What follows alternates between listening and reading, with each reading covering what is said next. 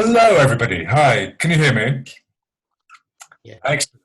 Hi, my name is Ellis Woodman. I'm the director at the Architecture Foundation, and welcome to the very first session of the AF's 100-Day Studio, which, as I'm sure you all know by now, is our attempt to navigate this rather unusual set of circumstances we all find ourselves dealing with.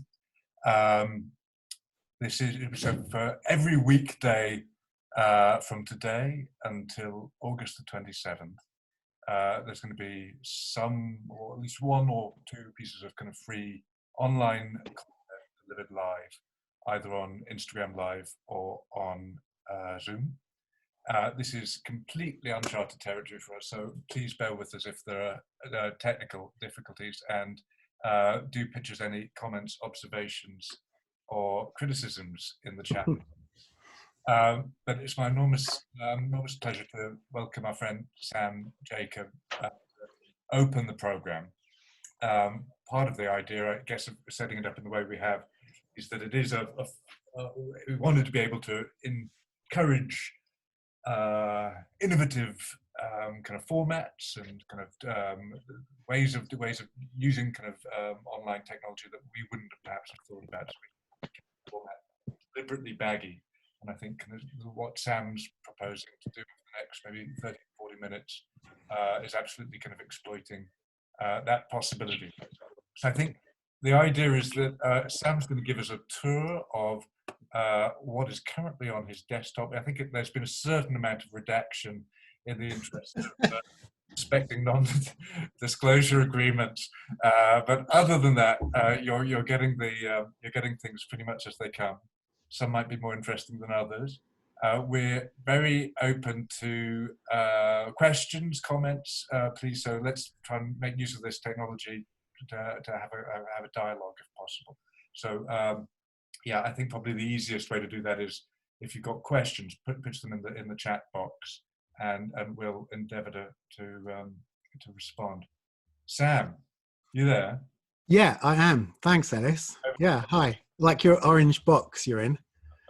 We've got a different one for every day.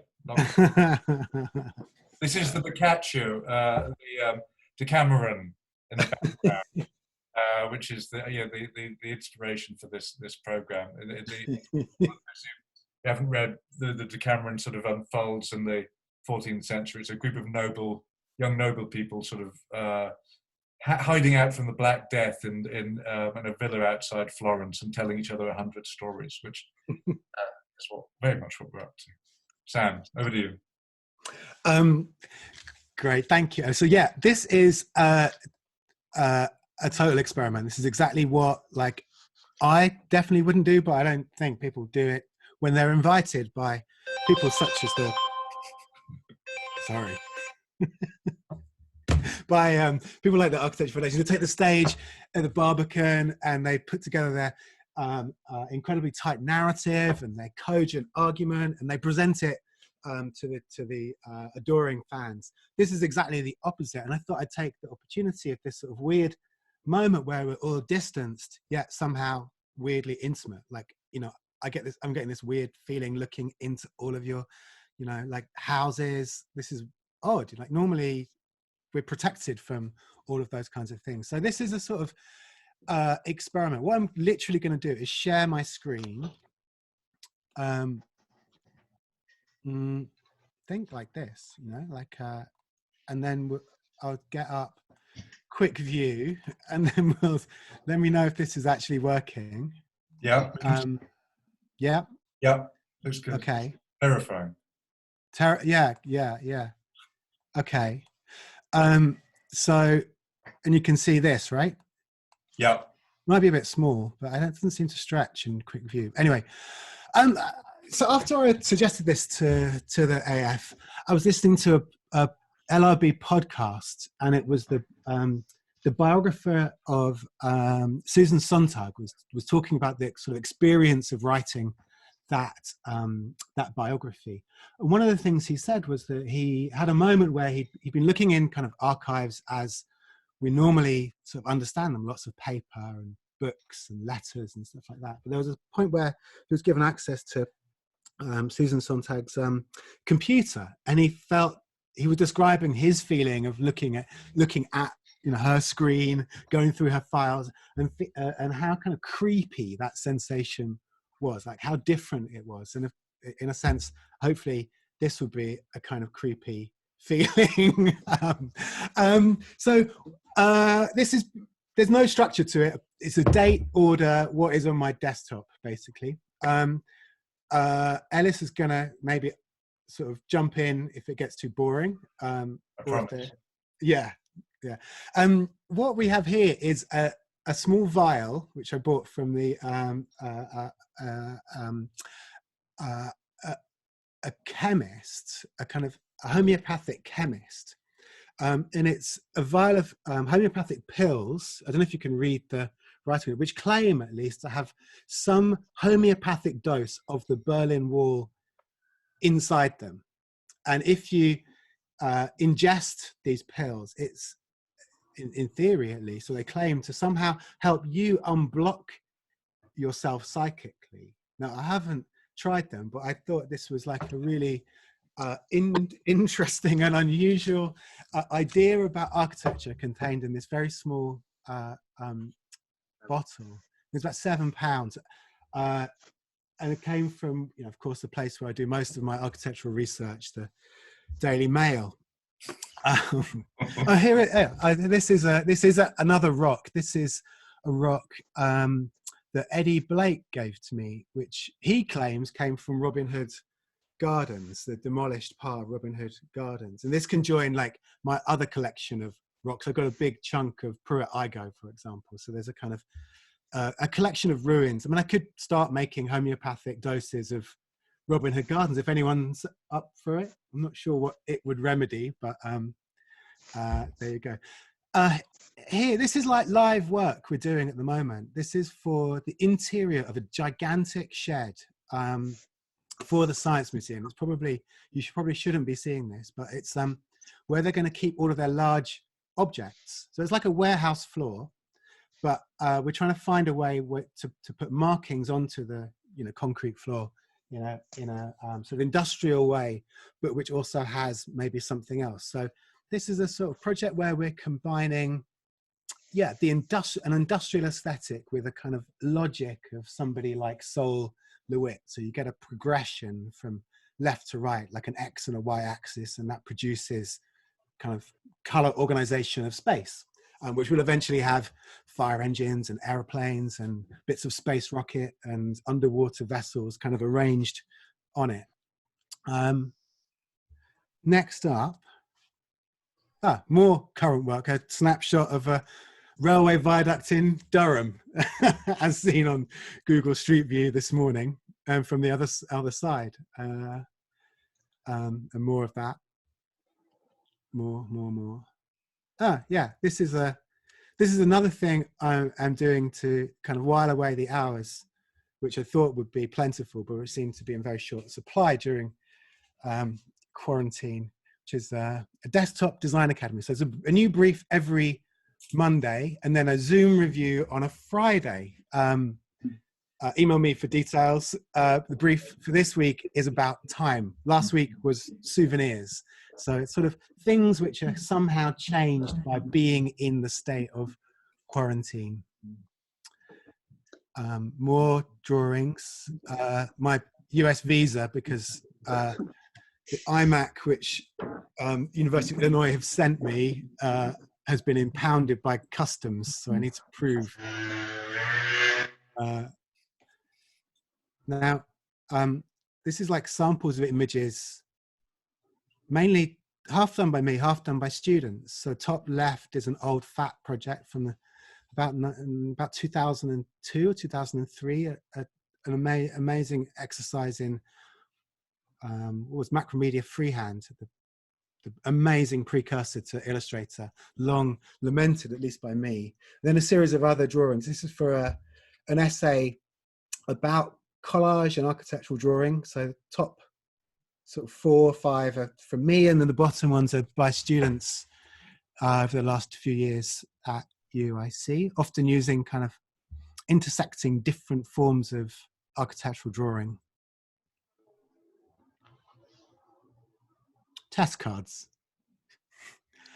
Industrial spaces and markings. You can see where this research kind of fits in. I suppose it's like, yeah, like here is an idea of like how we can make something which performs architecturally with none of the usual tools that architects have at their disposal, i.e. no walls whatsoever, simply markings, a little bit like a kind of like a football field, essentially, like a set of rules which happen within that coding which is applied to a two-dimensional surface. More examples, just trying to get into the kind of language of what happens in warehouses, stripes, different colors, different ways of marking, airside graphics. Here, putting together some images from the old FAT website. Shock news, FAT has reunited for one semester, at least virtually, to teach in, well, not teach in Stuttgart, teach at Stuttgart, but not in Stuttgart. And this was looking at some of the old kind of things we used to have on the website, which were to do with, I guess, architecture and communication. So that was like cut out and keep cardboard replicas of Mies van der Rohe's gravestone. You could download it as a PDF, which was under the moniker Cardboard City. I think there was a few other examples. Cakes in the shape of kind of distasteful places. So nuclear power stations. This was Dealey Plaza, scene of JFK's assassination. The big red thing on the top right of the cake is, of course, the book depository where Lee Harvey Oswald was supposedly holed up. And here, the online version of How to Become a Famous Architect, which I think propelled FAT into a certain kind of fame, or at least notoriety, which was a sort of a step-by-step guide, very dated now, of how to do what it says on the tin, how to become a famous architect. This is not a cynical exercise. It is a guide which will help you navigate the strange world of design. It will help you achieve what you deserve only if you believe in yourself. Don't fake it. That was the kind of stuff that we had on our old website before we even understood that clients might be looking at it and might not be looking for amusing or cultural comment on the machinations of the architectural industry. Okay. So this is sort of research, visual research into Renaissance drawings of kind of the trajectories of missiles. So this like follows up. I don't know if any of you saw a show that I had at Reba a couple of years ago, which was about perspective. It's about the system of drawing of perspective.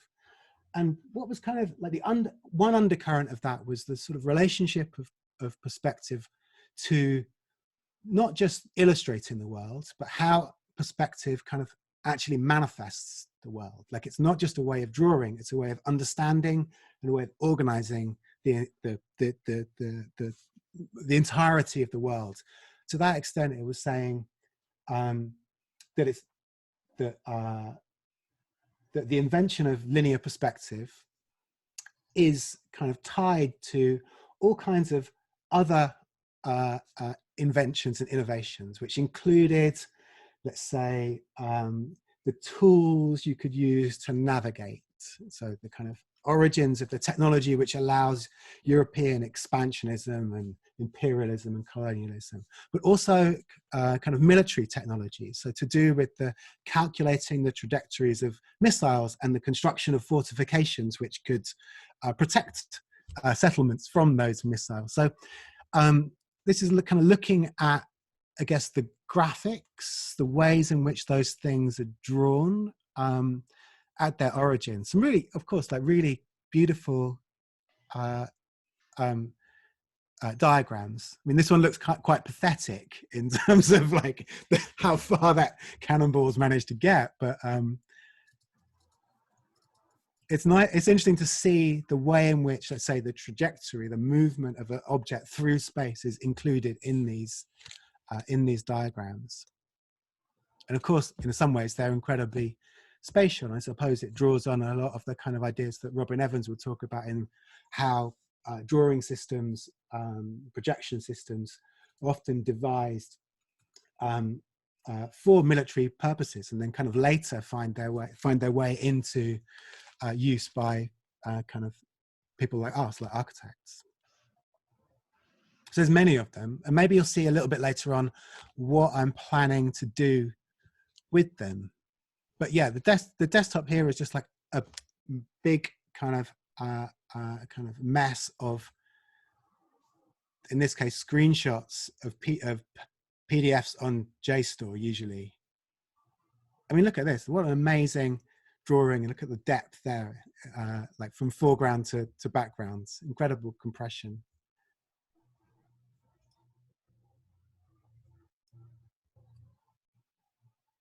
Oh, this is an old elevation of for an exhibition. This is an exhibition which was done by San Rocco in Sweden, I think, a long time ago. I think around issue 2. I think the title of the exhibition was Even Covering of the Field, which I think was issue 2 or 3 of San Rocco. And it was this is a drawing of bricks, which poor Pier Paolo Tamburelli had to then get up on a ladder and draw onto the wall in this gallery in Sweden. More advertisements, different formats, obviously Instagram stories there. Okay, here. So this is an early version. This is some work we're doing for the National Trust at Stowe, the famous landscape. And what our kind of role there is like trying to help people get into and understand what Stowe means. And one of the things we're doing is making a tapestry, and the tapestry is intended to explain the sort of chronology of Stowe in terms of its creation, but also its kind of significance. So you can see here Lord Cobham, who's a sort of central figure at Stowe. Here's his antecedents.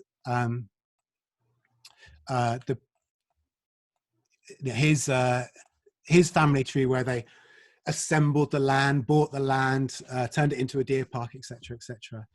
Here's like who he married and what their kind of dowries were, and you can see the kind of the way in which their status grows.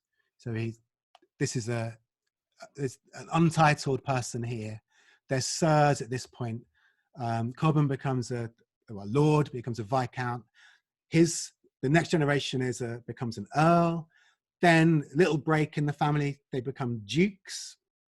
And in one generation, from the actual highest status of this family reaches, they end up bankrupt and having to sell Stowe in the early 20th century.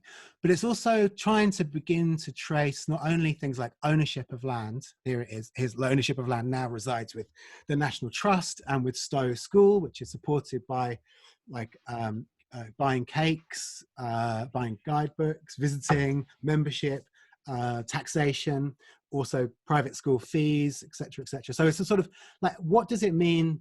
What does land mean, and how is it maintained? Over here we have things like political power.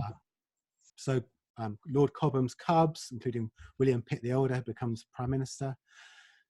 Famous visitors, artists, poets, designers who created it, the artists who responded to it, this kind of thing. So it's a sort of narrative, a narrative tapestry, which I hope helps to sort of situate an understanding of both the physical, but also the kind of ideological meanings of a place like Stowe. Virtual backgrounds for my Zoom account, obviously. A little bit of No Stop City. Here is a screenshot of what I'm spending my evenings doing, which is playing The Last of Us, which I've had for a long time. So I just started playing it in the last couple of weeks, and it turns out that it is set in a post-virus world. This is right at the beginning, with rationing, with fences outside supermarkets. So strangely prescient for the time that we happen to be in now. Something else I'm doing at the moment, this is like, I've been working on a set of drawings for a long time, which are kind of sort of extreme plans or fragments of plans, which kind of sprawl across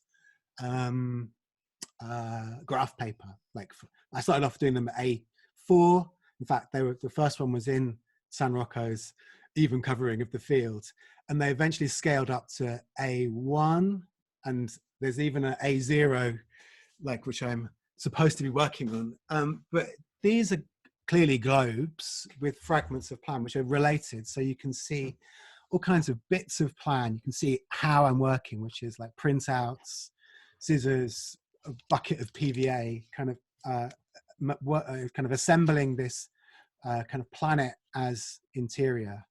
Of course, it's titled World of Interiors.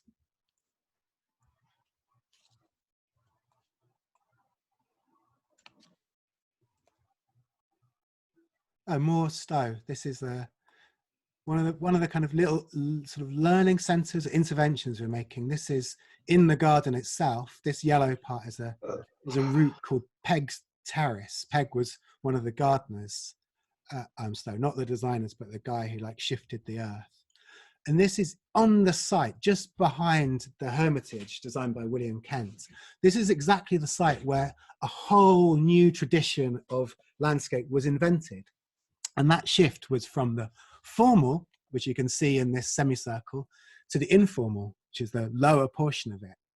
And so we're making this to sort of help people understand that when you go to somewhere like Stowe, which looks almost natural, the incredible amount of work which has gone into the production of that image of nature.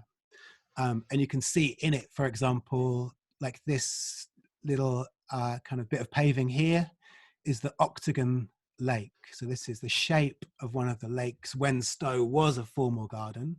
And here is the shape of the lake when it started to be softened by William Kent and later by Capability Brown. So it's a sort of, this is a little garden of two halves, one the formal and the other the informal, and it's sort of like manifested in a kind of extreme way amongst the bushes and shrubbery of Stowe itself.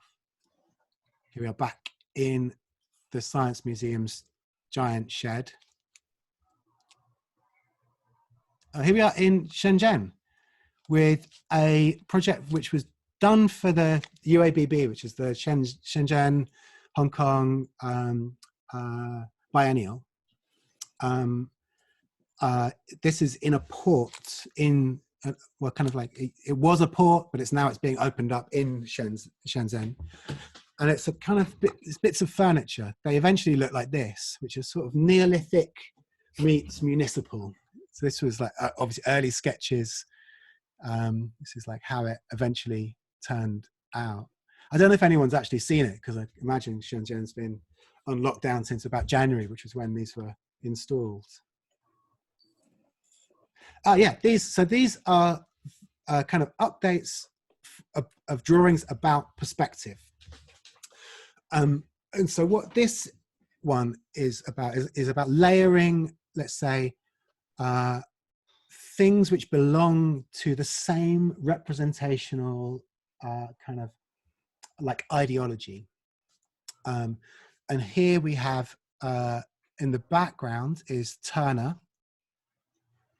Turner was kind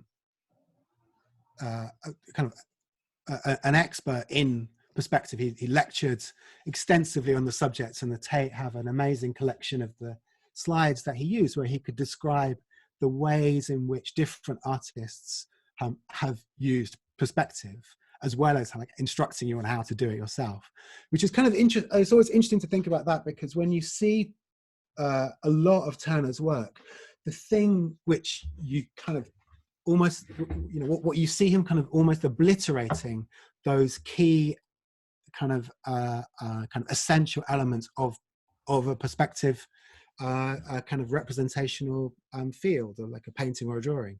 So you could say the vanishing point, the horizon. And in this painting, Rain, Steam, Speed, I'm sure you all know, you see the train tracks disappearing into the painting, into and towards the vanishing point. So it's almost like a kind of like a cliche of the very first drawing you would ever do if you were learning how to draw perspective.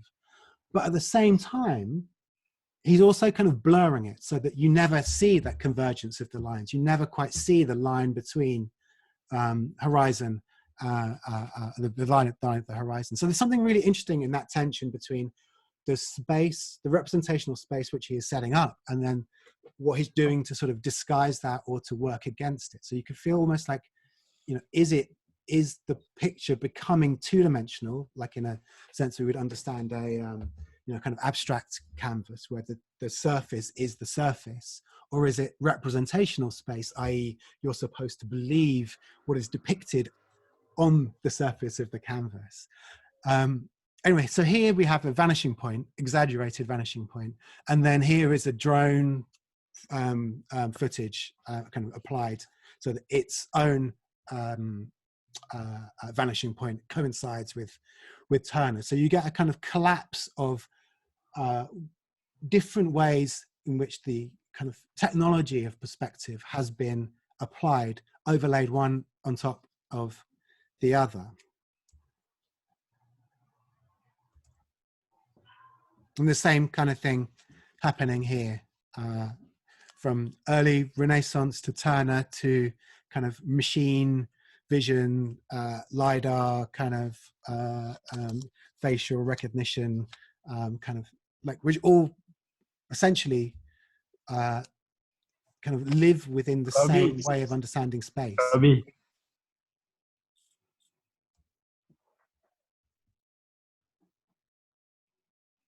Little project, we're a little competition we're working on. I won't say too much about that. I think it's David Adjaye project,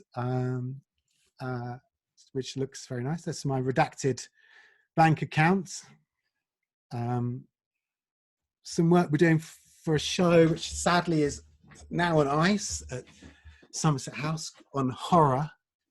We're working with Jonathan Barnbrook, graphic designer, most famous for his David Bowie sleeves. And that's our fee. And that's his logo. A beaded curtain with kind of logos on. Vitrines, graphic languages, entrances as mouths, and orifices.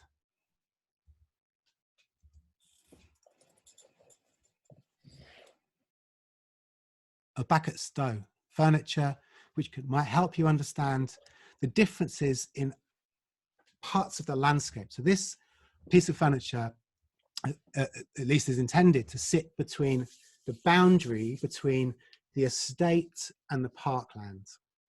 Now, to the human eye, to anyone normal like me, when I first went there, they look exactly the same. The estate and the parkland are totally the same.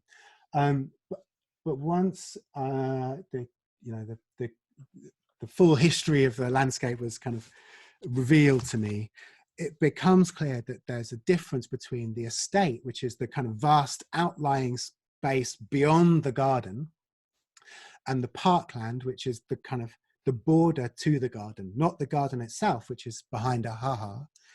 It's the kind of like, it's like field, it looks like fields, but it's not productive agricultural land. So the estate is where income is generated. The parkland is where kind of the image of the agricultural sits as a backdrop to the picturesque or the informal landscape, which is designed within the garden. So here is the transformation of a tree trunk. Where it's natural, it's actually in the parkland. So you want it to look like nature. On the right-hand side, where it's kind of been chopped into kind of timber, is in the parkland, where is in the estate, where timber is useful. It's a product. It's a thing to build stuff out of.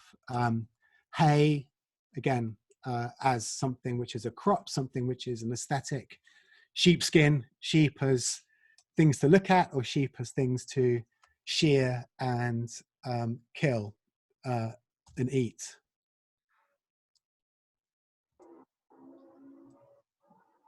A sheepskin. Oh, some snapshots bad off a phone of an office we've just finished for art review in Old Street. So we just finished it and then they can't use it, which is sad. The circle you can see at the back this is actually Nigel Coates's old office. Don't know if you ever popped in there, Alice, on Honduras Street. And it's a space which has had so many kind of layers of fit out that like it's probably about like 25% smaller than it really should be. We found that this back wall was like layered with like at least 3 like kind of partitions, like one on top of the other, and that behind it was a window. So we simply chopped a circle, so we reveal the window. Beyond the window, there's then a massive kind of ventilation fan, so it's not a great view, but it's obscured. So like samples as design, I think. Yeah, for a pitch which we didn't get, sadly, but like how you might, the most fascinating part of an architect's office is often the materials library, the samples library. This is a very flashy one. Not ours is a right old mess. I don't know if you see one. This is not ours. So it's a kind of proposal to say, well, what if you never made a decision? So instead of choosing a color, you just chose the swatch and applied the swatch. Maybe that's why we didn't get the job, but I'm sure we'll start using that type of approach somewhere else. Early images for art review got heavily simplified. Back in the Science Museum, looking at their collection of bicycles, they've like such an amazing collection. Even things which are really mundane suddenly become super fascinating when you see them in like arrays, like telephones. Like it's such a weird thing happens when you start to see like something serially repeated, and when that thing is serially repeated so you can see the history of that object from the first telephone to kind of things that we carry around in our pockets. There's something really fascinating. It's not something you normally get even in a museum, I suppose. Graphic elements which we're doing for a lift enclosure in Kingley Court, just off Carnaby Street, where we're doing some work. This is about like sort of 3-dimensional projections on 2-dimensional objects, which is part of the kind of thematic we've been using, painting facades, inlaying bits of terrazzo, and here kind of animating what is otherwise a very basic kind of lift enclosure. Oh, back at Stowe, this is in the New Inn, which was built by Lord Cobham for tourists in 1715. Stowe's famous not only for its incredible gardens, but also for being the place which created the first ever tourist guidebook. So we're working in a very long tradition of tourism, which is, I think, really an exciting thing to think of tourism as something which is like an intrinsic part of the experience of a place. Being a tourist is not being something outside of it, somehow inauthentic. It's being a very authentic kind of part of the entire experience, in fact, part of the entire scenography of a place. Silhouette. More silhouette. Floors. So back to that, like, floor of the warehouse. This is kind of, it's part warehouse floor, part silhouette, part palazzo floor. Like, is it possible to combine those 3 different visual kind of codes or visual languages? More palettes. Kingley Court. This was the plan for part of an exhibition we did for the Science Museum, South Kensington, about the sun. This is a part of our Stowe work, a cabinet of curiosities, which is composed of fragments of the kind of structures within Stowe. So you can see a bit of Gothic temple, Palladian bridge, so on and so forth. The Rotundo, Temple of Concord and Victory. So kind of like a collage of references which maybe later in your journey will start to make sense. And this is the kind of things that we were tracing: the Gothic temple, the Palladian bridge. This is all from that tourist guidebook, actually. So kind of interesting to see.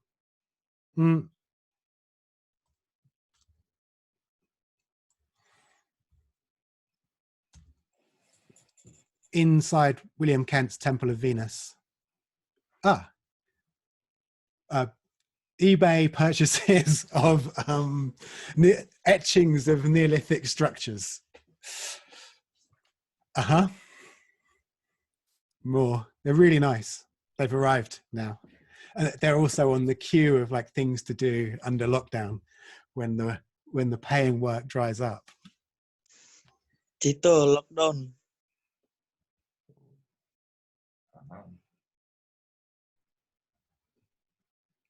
Back at Stowe, the Corinthian arch,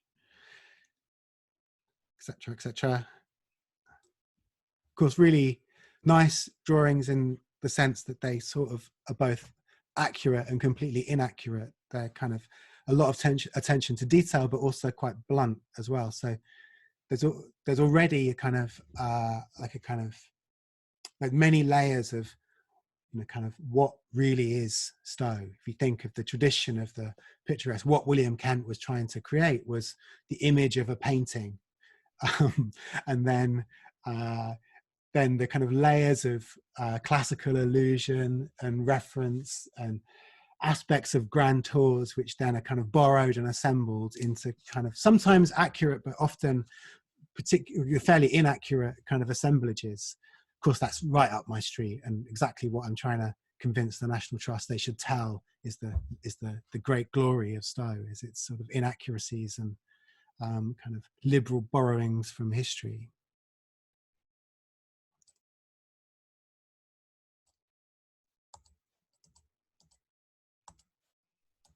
More plans.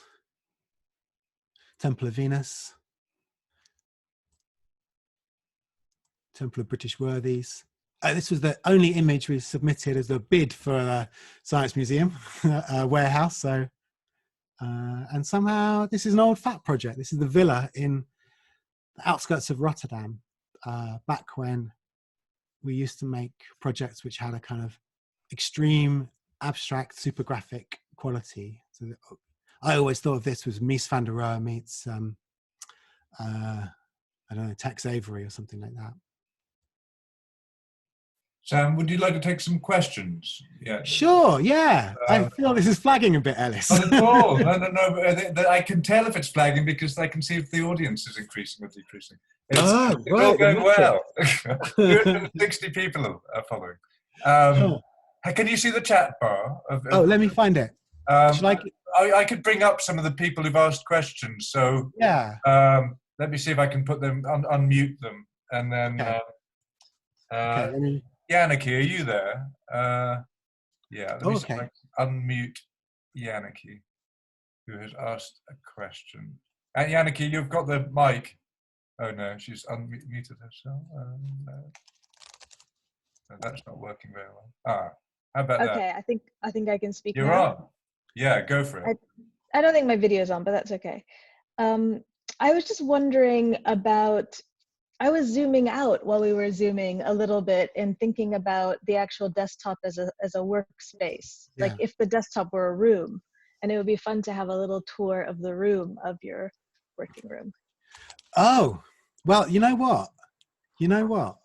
Funnily enough, later on tonight, around midnight at our time, I will be giving a tour of my room for for for uh, what is assumed to be a more New York audience, but it will feature a whole load of like snaps of like all the kind of weird stuff that I've got lying around here, because this is both where I live and also the studio, so it's a sort of very kind of blurred, it was always quite blurred between kind of public and private, and professional and personal, which I don't know if that was which has its issues, but also I suppose is an expression of really of like, I suppose, how I work and how I think about well, yeah, I mean, I get that's wonderful, and of course it would be great to go all over your house, but actually I was thinking about, like, if you take the confines of your actual computer screen as if they were walls. I mean, I know that personally when I work,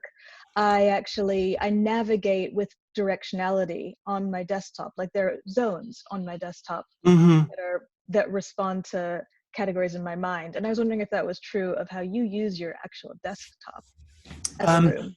No, I never look at the desktop. I always go through it from the Finder, so it's so full. You've seen it, right? I mean, that is behind the graphic that is behind me. Like, yeah. So there's like a massive pile, like top right, which is just like once the system stops organizing it for you, it just piles them up. So it's like, I imagine it's horrific. I imagine some people might be looking at it thinking like, how on earth can a human being live like this? So mine's not spatially organized at all. In fact, I never look at it as a thing to organize. I don't think so. Occasionally, like once every 2 years or something, I will dump everything into a folder and stick it onto the server, a bit like Andy Warhol used to do every week, sweep his desk into a shoebox. But yeah, I'm not as disciplined as that. But yeah, it is interesting. I mean, it is interesting, like the spatiality of the digital, I suppose, given the fact that it still has this ridiculous name of desktop, like it's sort of physical analogy. Sam, I've got Steve Porter. Steve, are you there? Yeah, hi. So you had a question about the Shenzhen project. Yeah, hi Sam. The Shenzhen project, I just wonder whether there was a little bit of the Will Alsop influence in there. It sort of looks like it. It looks like it. I understand what you mean, but no, I would say it's much more like kind of Memphis meets Children of the Stones, like a kind of druidic, almost like druidic, like, yeah, like if druids had buses, what would their bus stops look like, like that's sort of what I was thinking. So where does that idea come from? I mean, what's your starting point for that? Is it a sort of just a moment staring out of the window and it comes to you, or? No, it's in some ways, yes. But like, I mean, I've been interested in the kind of sort of the physical remnants of Neolithic culture as like designed objects, not as historic, not in terms of what are they actually, not in an archaeological sense or in any sense of sort of like really knowing anything about them. But I'm quite happy not to know anything about them, but I'm kind of interested in them as like kind of things, and sort of over the years have made a series of different projects with that sort of stuff, which range from the kind of the like part Neolithic, part modernist mound that was at the center of A Clockwork Jerusalem, which was Fat's project for the British Pavilion 2014 in Venice, which was both burial mound, but burial mound seen through the eyes of the Smithsons at Robin Hood Gardens and seen through the kind of Central Park at Arnold Circus, to a 1-to-1 3D scanned replica of one of the stones of Avebury, which sits on Midsummer Boulevard in Milton Keynes as a kind of so you have the form of the stone coated in fiberglass and sprayed with the kind of paint you get on like a 70s custom car, the kind of paint that changes color when you look at it from different angles. That was a tribute to the sort of architects and planners who worked on Milton Keynes originally, who insisted that Midsummer Boulevard be aligned with the rising sun on the solstice morning, despite the banality of it rising above a shopping centre when you're standing by the train station, and their love of cars and mobility in Los Angeles. So it was a sort of Neolithic object seen through layers of, say, 1970s car obsession. So, like, I don't know what, I don't know why I would say I'm particularly interested in it, but like a general fascination. So left to my own devices, it's quite likely that I'll might propose something Neolithic. And let's take another question. Laura, are you there? Yeah. So I guess I'm just curious, Sam, about whether you actually ever look back at your desktop, or whether you just kind of dump things on there and then it becomes this kind of big library over time, but you never actually look back at what's on it. Yeah. Unless you're doing a talk like this. It's that. Oh, I've never done a talk like this, Laura. Never. I don't know if it'll happen again either. So it's a one in a lifetime opportunity. I know I don't use it as an archive. I use it as a tool. Like when I can't be bothered to save something, or when my computer like freezes too much to properly deal with it, I'll screenshot it. So it's like the cutting room floor. Well, no, not the cutting room floor, but it's like kind of a stage in the process. So it's a kind of dump, basically. So it's kind of, like in that sense, it's sort of interesting. Is it interesting for me to look back? Yeah, sort of, like it's interesting to look at stuff always. So no, I don't. No. I mean, I have other, I'd say other digital tools like, ways of organizing information.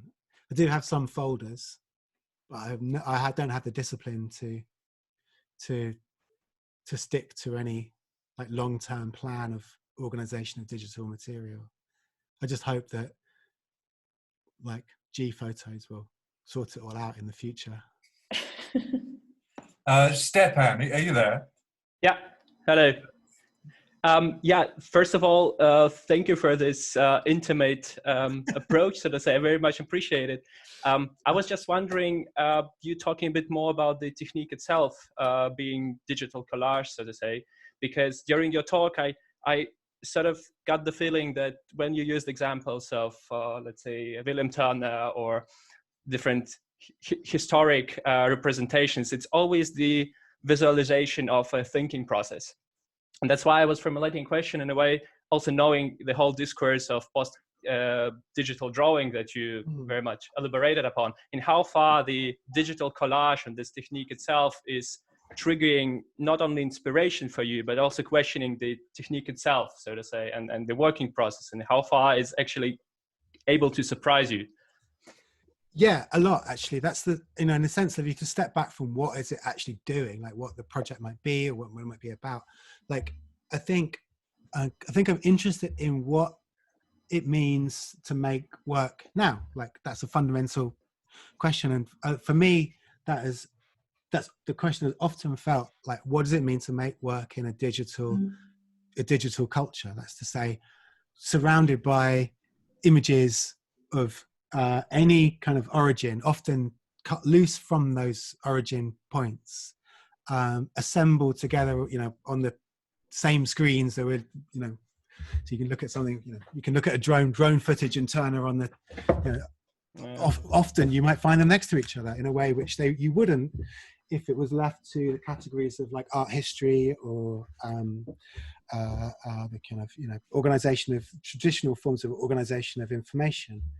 So I feel like at root, I'm often trying to make work which somehow responds to that, like whether it's literally doing it, like, in terms of image making, whether it's sort of kind of embodied in the thing which is made. You could say like that sort of Shenzhen thing, or the Milton Keynes, like 3D scanning of a prehistoric object, or I'm working on something at the moment, which is another photogrammetry project, which is to to stitch together photos taken off the internet of the most photographed barn in America, which is, there's a great passage in Don DeLillo's White Noise about the most photographed barn in America.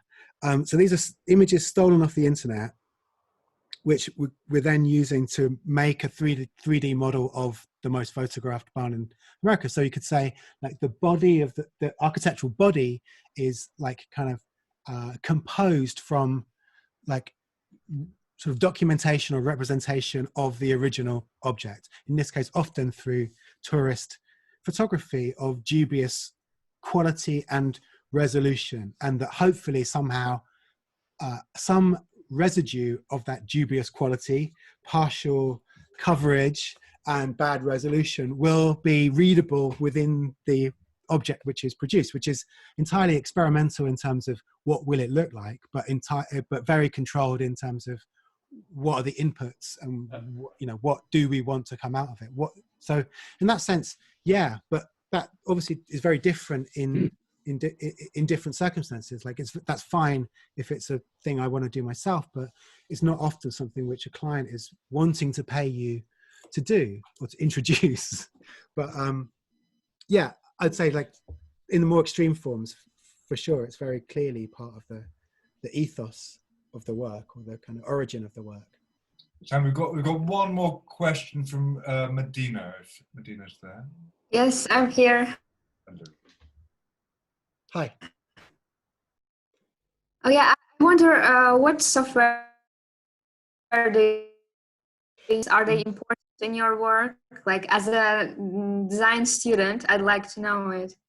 Okay, so I've got practical response and I've got a polemical response. Practical response is like the sort of base application we use is Vectorworks. We do all of our design work, and like it's okay, it's relatively cheap. It does work with consultants and so on and so forth, and it suits us well. We're not the world's greatest like 3D modelers, so we tend, for expediency, to produce a lot of the imagery in Photoshop and Illustrator, a bit of basic Vectorworks 3D sometimes as a base. But yeah, I have long had a polemic, which is that 3D programs are not don't bring any innovation to architecture at all. What brings innovation is Photoshop, the ability to intervene in images at like such minute level, and the ability to composite with infinite numbers of layers, an infinite number of modifying layers. So yes, it might originally have been a model on the darkroom. It may have become like a kind of sort of digital version of collage, but it has become something else entirely. And it's become a kind of like a place where imagery can be collected and worked on and kind of blended in a way which is absolutely different to like kind of more traditional forms of working. So in terms of like what do I get excited about? I think I get really excited about Photoshop. What do I have to use? Vectorworks. I don't know if that's a useful or interesting answer. Thank you. Okay, so we have Elliot. Are you there? Yep, I'm here. Can you hear me? We can. Yeah. Perfect. Hi, Sam. Yeah, I'm a student at the London School of Architecture, and we're sort of tasked with writing our own sort of manifestos in our sort of position in the profession. And I sort of missed what you said, but I caught the screenshot on your desktop of the whole death to manifestos from FAT. I was just wondering, to what extent did FAT kind of stick to a manifesto of your own, or was it completely sort of off the cuff, like wasn't guided by one at all? I just wondered what your sort of thoughts on that were. So the full phrase was death to manifestos, viva how-tos. Okay. which I think in itself is a manifesto, which is which, and what that means is share how to do things, not like your pompous position. That, I think that's what it was trying to get across. So not like, oh, we're going to be really ethical, and by being ethical, we're going to be really ethical. It was like, no, that's like, we're going to show you how to do stuff. It was sort of written slightly retrospectively, but not entirely truthfully. It was written about like 96, 97, maybe 98. And it was borrowed heavily on the KLF's the manual, how to have a #1 single, which was written as a manual and did deliver them a #1 single, which also happened to feature Avebury in the video. I think it was Doctoring the TARDIS, not perhaps KLF's greatest musical moment, but nevertheless quite an achievement.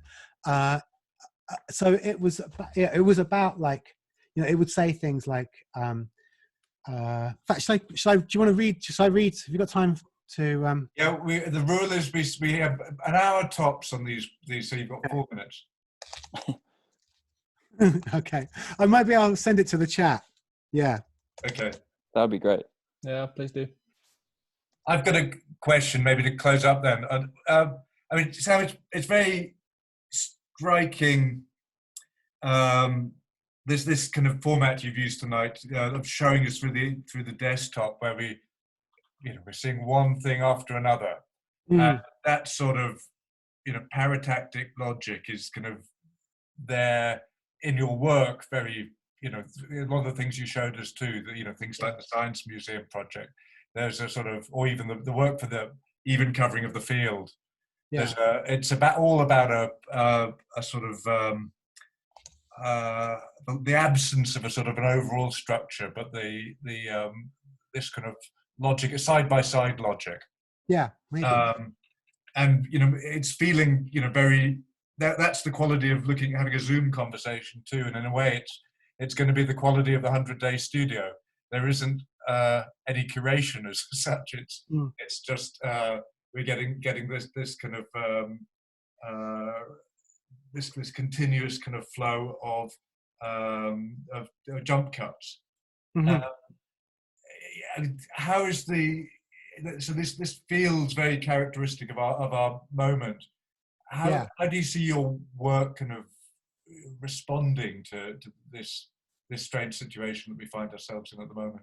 This situation now. Well, what we're going through over, this moment of sort of disconnection or oh my god, I don't know what it would mean for like my work. Like, and I'm not sure that I've got a kind of response yet. Like, I mean, I think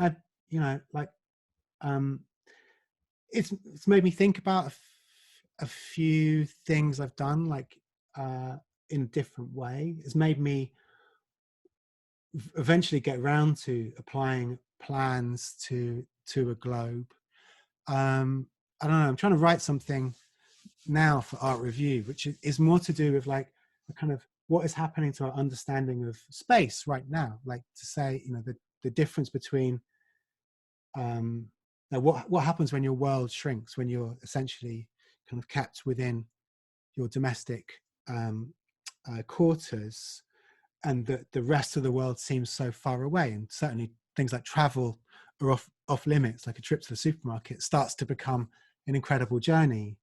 The sort of the shift of distancing from the rest of the world, at least in a kind of like the kind of the way in which your own domestic space seems to expand. Like, I'm sort of seeing how people are kind of getting involved in incredibly intense and intricate domestic activities, rearranging bookshelves, cleaning their bathroom tiles, all those kinds of things, tending the plants, like in ways which I don't think, you don't see. It seems to be different. Like, maybe we're looking at these smaller spaces with an increased magnification. Like, something's happened. It's almost like that kind of focus pull you get in movies where you suddenly, you know, your scale register changes. And I think that, you know, what could be interesting to learn from that? Well, I guess that, you know, scale is relative, distance is relative, that things that we assume to be truths are not fundamental natural phenomenon. They're constructs, they're phenomenon of behavior and the things which form those behaviors. And that's, of course, always important to remember. Like a front door is not, there is no such thing as a front door. You have to invent what a front door is every time you make a front door, even you walk through a front door. So maybe the fact that so many of the things that we've taken for granted, even things which feel like, you know, foundational architectural phenomena, are simply things that we happen to have agreed on for quite a relatively long amount of time. So I think, yeah, I think that experience, I think, will in some way stay with us. What it will mean, I have no idea. Yeah. Thank you, Sam. Fantastic. I mean, what a start to the program. That was just perfect. I think everybody needs to up their game on the virtual backgrounds, frankly. I think we're not really trying hard enough. But other than that, thank you all for your questions and for showing up. I can see various faces of people who are contributing to the program later on. This is very much an open invitation for you to pitch us ideas. Rosie Gibbs-Stevenson, my colleague, is in charge of the diary. If you email her with anything you want to do, she's at rosie@architecturefoundation.org.uk. It'd be really great to incorporate you all later on. So we've got a reading at 9 o'clock, the first of these on Instagram Live, which is the first of bedtime stories sessions. And then we've got a couple of sessions tomorrow, but all the details are on the AF website. But thanks for tuning in, and Sam, thank you. Maybe we can show you our appreciation with some these. Yeah, there we go.